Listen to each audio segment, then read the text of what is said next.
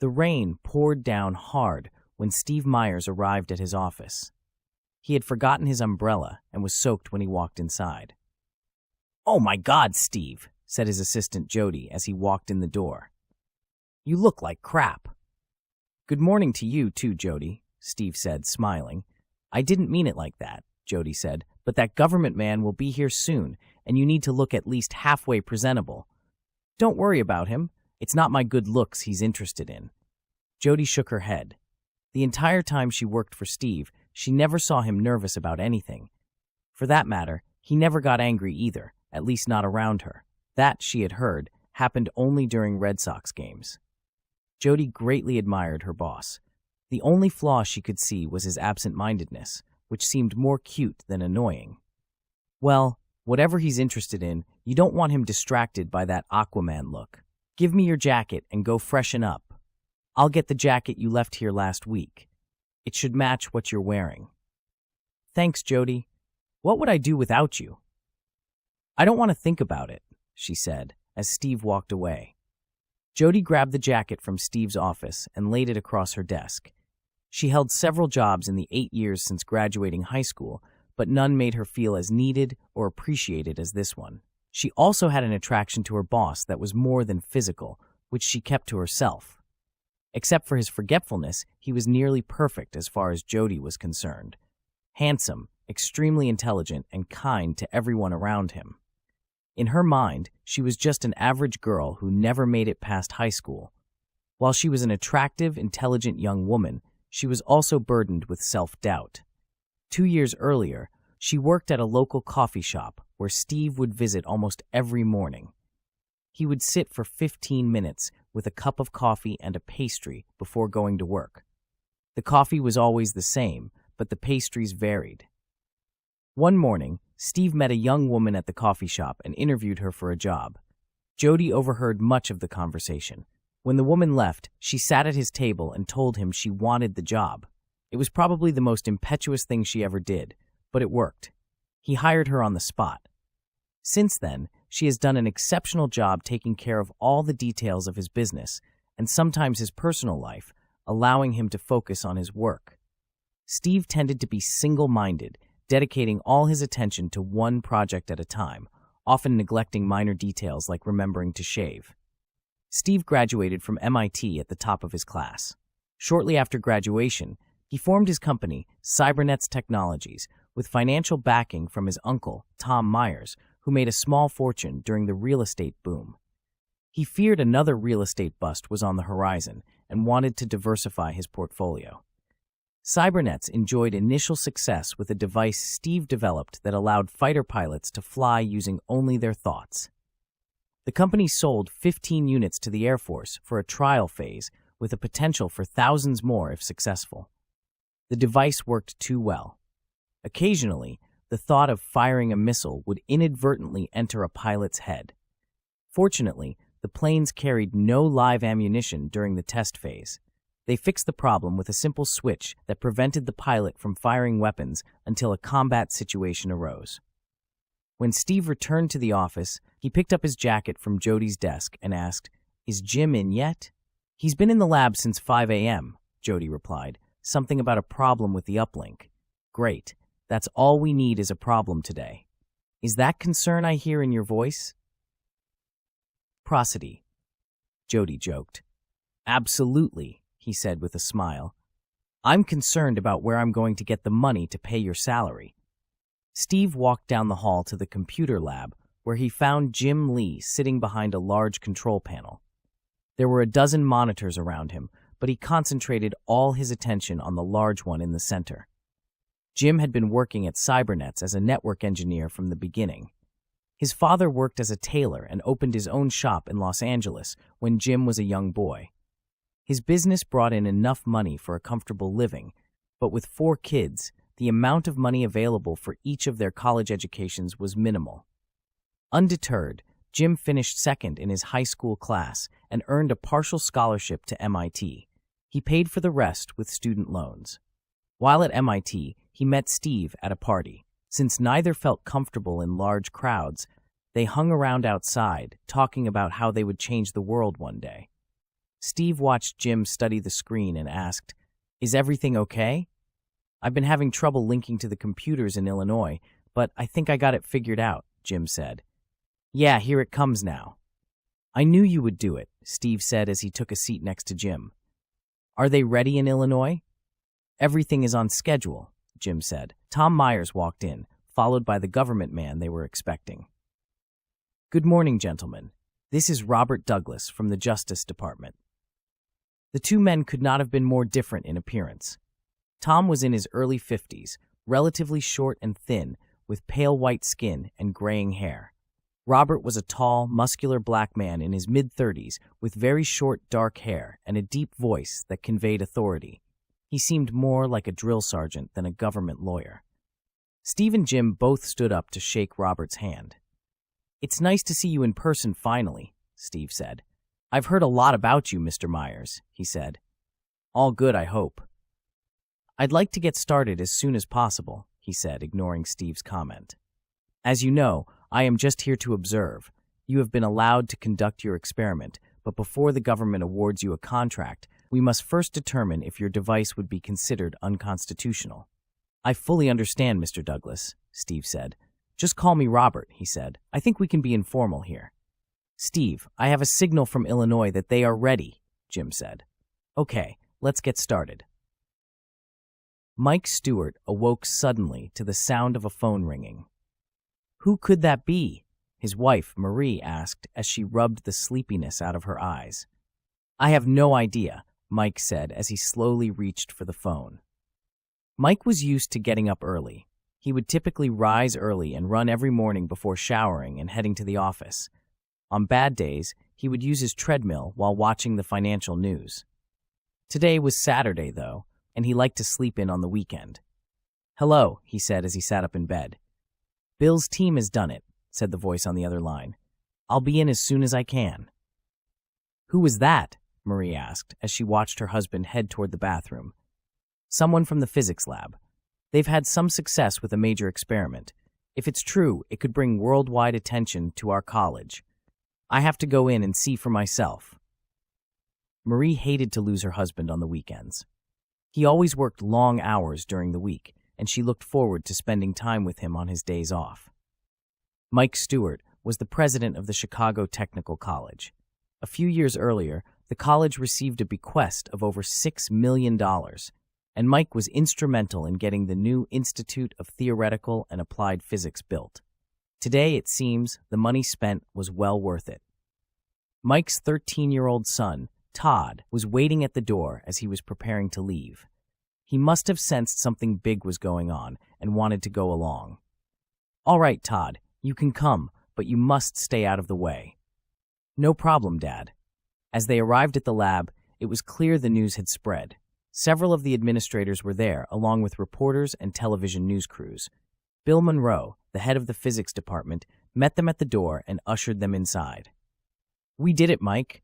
It worked," he told him in a very excited voice as he led them to a large window. Inside were several technicians seated at individual control panels. At the far end of the room was a large metallic cylinder. To the right of that was a display monitor with an image of a strange-looking clock. It displayed the current time, but its display showed over a dozen digits. In front of the cylinder was another clock, which looked like the one on the monitor. "Cool," Todd said after viewing the scene. "Those are atomic clocks," Bill said. "They are the most accurate clocks in the world. A short time ago, they were in perfect sync with each other, but now one of the clocks is 0.278 milliseconds behind the other." "What does that mean?" Todd asked. "Essentially, young man, we were able to slow down time itself inside the cylinder where the clock was located." "Can you repeat it?" Mike asked. "We are getting ready to do that right now," Bill said as he turned toward the window and hit the intercom button. "How much longer?" "Just a second. We're getting the clocks back in sync." "Okay, we are ready when you are," answered one of the technicians. By this time, the entire room was filled with people straining to get a look through the window. "Go ahead," Bill told him. The technician turned and flipped several switches on his panel, and then started slowly turning a large knob. 20%, said the man to his left. 30, 40, 50. There was a low roar coming from the room. 60, 70, 80. The lights flickered, and a loud, high-pitched noise emanated from the cylinder. "What's happening?" Bill asked. "I don't know," the technician replied as he began to shut everything down. "I think we had a power surge." After everything was shut down, the clock in the cylinder was examined and found to still be in sync with the other clock. Pro 7%. Mike noticed a look of amazement on the lead technician's face. He motioned for Bill to come inside. Mike watched as the two men talked and wished he could hear what they were saying. Bill returned and told everyone that there was a problem, and as soon as they resolved it, they would all be invited back again for another try. Mike and Todd stayed behind until the crowd left. He gave Todd some money to get a soda. After he left the room, Mike said, "What the hell is going on, Bill?" "Well, Mike, the time on both clocks is exactly the same, but the test clock is showing yesterday's date." "Yesterday? That's impossible." "That's what I said, Mike. Slowing time is one thing, but reversing it just can't be done. There must have been a malfunction. We will figure out what happened and should be ready to try again in a week or so." "Let me know when you're back on track," Mike said. "We could really use some positive publicity right now." As Mike walked outside, there were still several people hanging around the building. The reporters were interviewing some of the faculty and students. Mike guessed the rest were hoping for their chance to get their mug on television. He scanned the crowd for Todd, who was nowhere to be seen. He then remembered that Todd went to get a soda, so he walked back into the building to look for him. He was shocked to find him lying motionless on the ground with a soda machine on top of him. "Oh my God," he said. "Todd, Todd." He rushed to try to pick the machine up, but he couldn't budge it. He ran back outside and yelled for help. Several people rushed inside and helped move the machine off the boy, but he was not breathing. "Call 911, one of them yelled as another performed CPR. The whole scene seemed to unfold in slow motion. The thought of losing his only child was just too much to bear.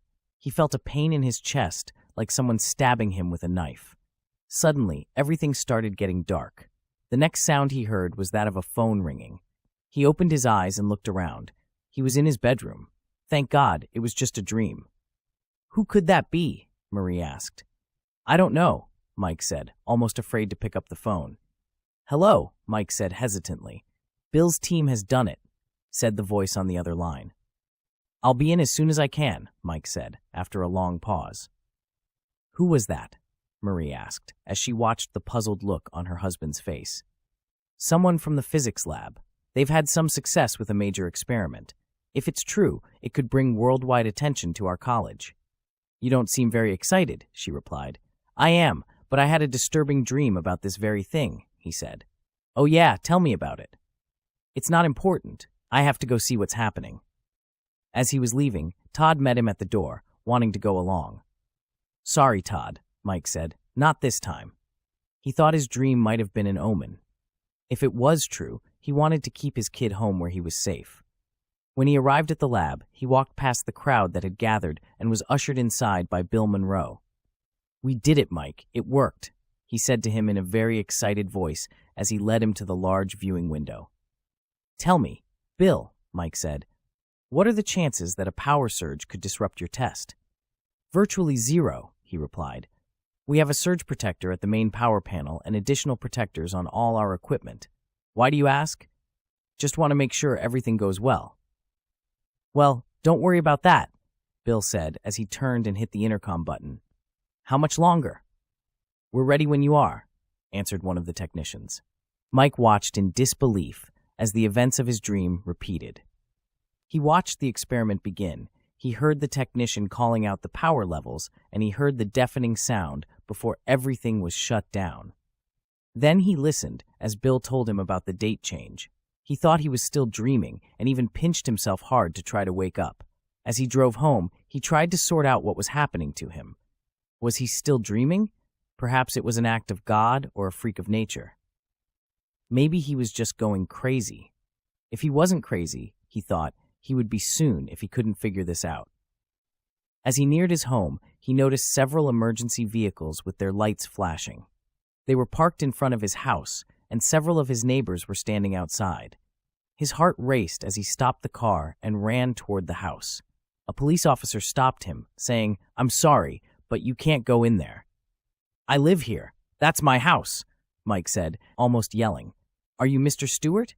"Yes. What's going on? Is my family okay?"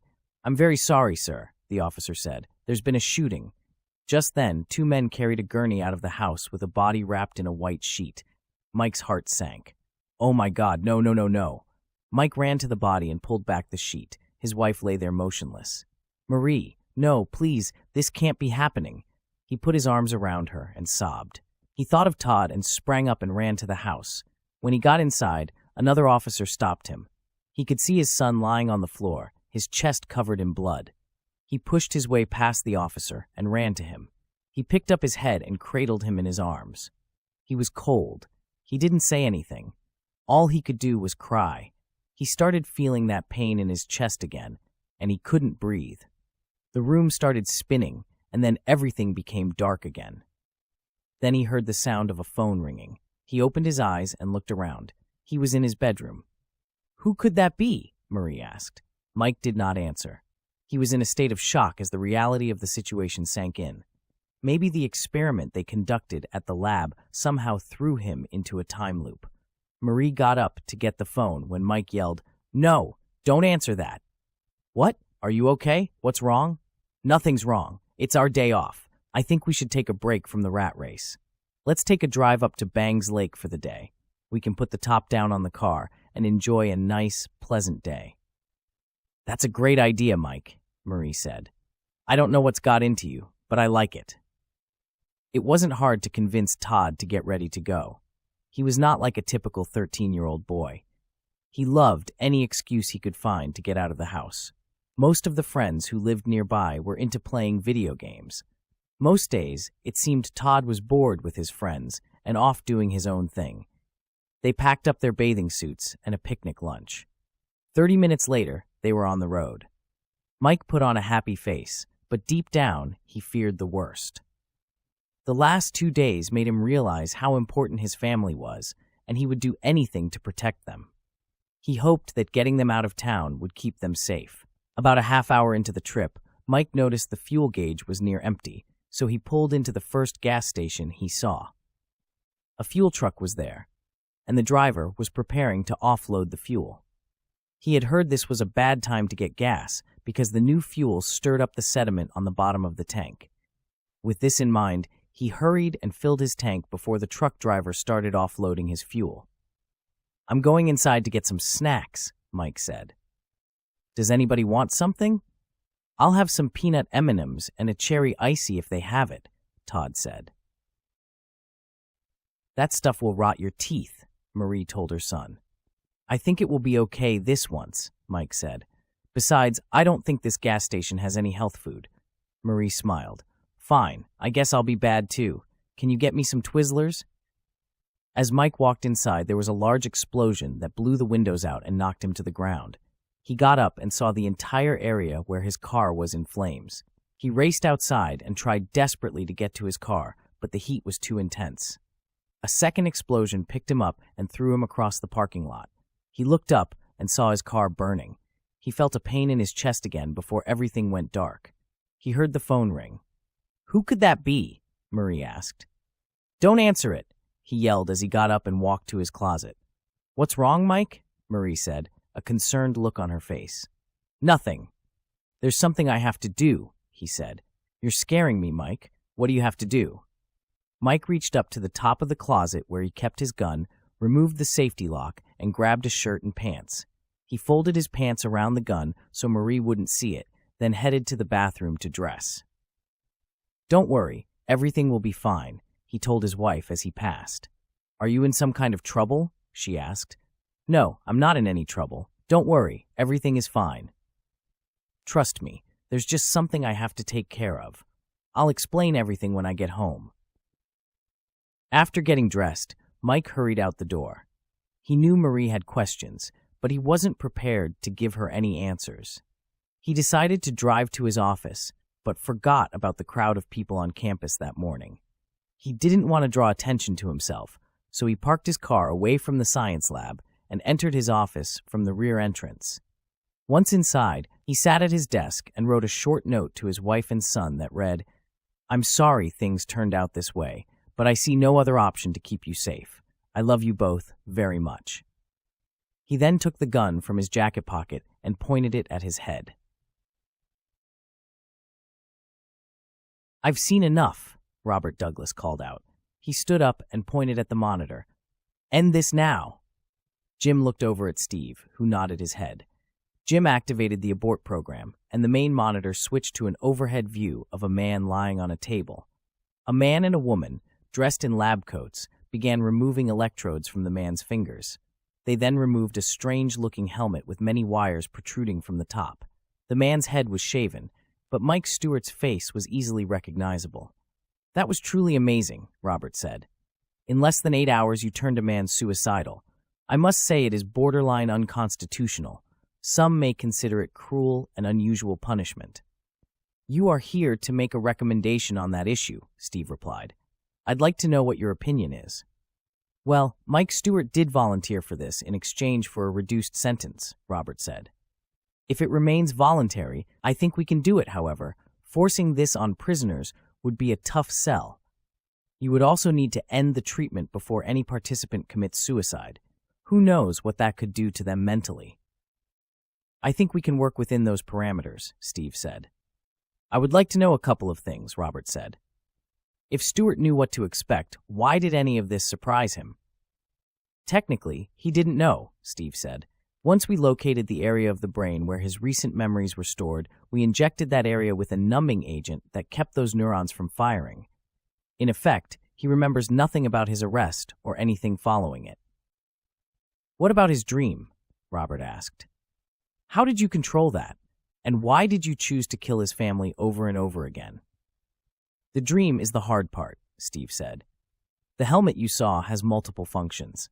It sends information to the part of the brain that processes images. Audio is sent through the ears using simple but high-quality earphones. There are also pads on his fingertips that simulate a sense of touch. Other sensory information is sent directly through the spinal cord. The computer monitors his brain activity, and with the help of artificial intelligence, we push his dream in the desired direction. It is very complex, but I think we've gotten pretty good at it." "I'll say," said Robert. "So, what about killing his family? Why did you push his dream in that direction?" "Well, Robert, Mike Stewart was getting a large kickback from the contractor building his new physics lab. When the university's accountant discovered what was going on, he confronted Stewart about it. In response, Stewart hired a thug to threaten his family. That went bad, and the accountant's wife and daughter were killed. This is, in essence, an eye for an eye. Stewart knows now what it is like to watch his family die, and that will affect him for the rest of his life. I believe that he was not only punished, but also somewhat rehabilitated. Well, I'm heading back to Washington in the morning. I will recommend that we proceed with the project." After Robert Douglas left, Steve and Jim gave each other a high five. "It looks like we did it," Jim said. "Yes, the future looks very bright." The doors of Cybernetics opened, and an attractive middle-aged woman walked in. She wore a business suit that was both professional-looking and sexy. She strolled up to the receptionist, who greeted her warmly. "Hello, Mrs. Myers. I believe he is ready." "Thank you," she said as she walked into a nearby room. Jim Lee greeted her as she entered. "Hello, Jody. He's ready for you," he said as he let go of Steve Myers' wheelchair and stepped aside.